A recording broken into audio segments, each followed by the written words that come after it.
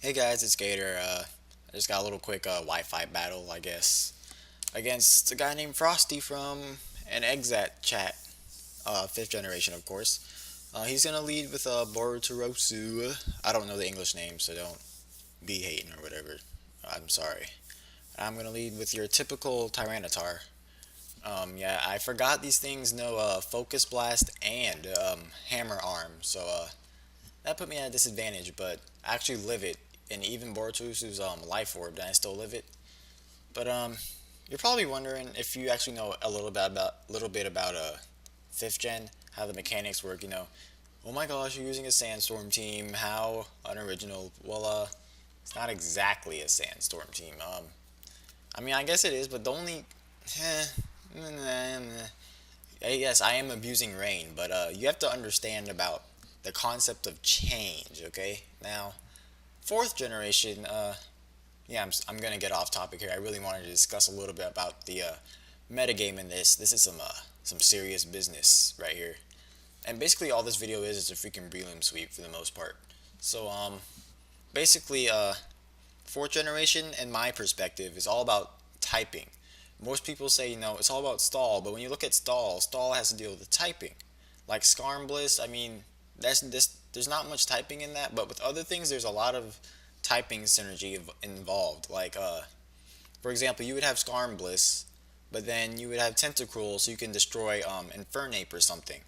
And since Salamence got banned, your only real choice is to use Dragonite as your wall breaker, but there are still things to wall it. So, the typing synergy kind of went together in there. Like, for example, on my team, I had Swamp. All I did was use type synergy for my best team.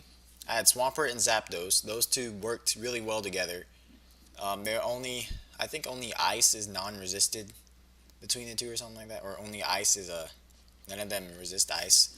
And then I had Heatran and Breloom together, and I think only like fighting was their problem. And then I had Metagross and Gengar, which really weren't too much type resistant, but mostly 4th gen is type resistant, and you use Pokemon based on your typing so you can make the appropriate switches, blah blah blah blah. Yeah, you kind of get where I'm going with it. But now we go to 5th gen, and I don't have any type synergy on this team, and it still does good. And the reason is because there are so many like ridiculous sweeper Pokemon out there now. Like example, Breloom. Breloom got Technician in Dream World, and Technician on Breloom is just asking for destruction.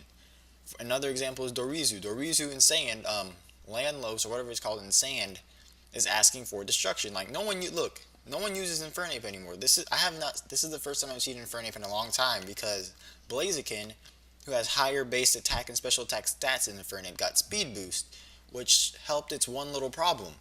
And you see now I bring out a Politoed, and Politoed got Drizzle, and that's I don't know why would they do that? Why would they give random Pokemon um, a weather inducing ability? Like Politoed knows Drizzle and Ninetales knows Drought. You're basically saying, here you go, here's a Pokemon, now go make weather teams.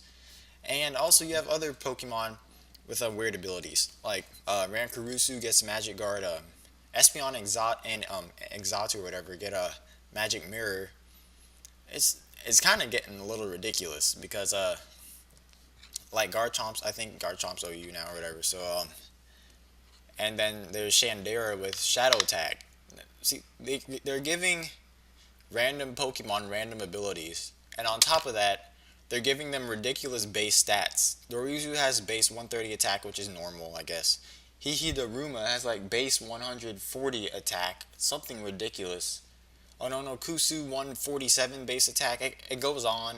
Shandera has like 145 base special attack, and you're giving them moves like Swords Dance, so they can just hype it up and just you know make things easier, make the battles not as long. Like if you play Gen 2 competitively, those battles took forever. My first Gen 2 battle took 500 turns because all we had to do was predict the switch, and find one little opening. I had a battle that took 447 turns till one Pokemon was dead because I had to 100% convince him that my Tyranitar was not carrying Fire Blast, and every time he would send out his Skarmory, I would keep rock sliding, and finally, so my Tyranitar had like 2% health 2% health left, I fire blasted all over Skarmory, and then I started to destroy his team because his physical wall was gone and Marowak could sweep.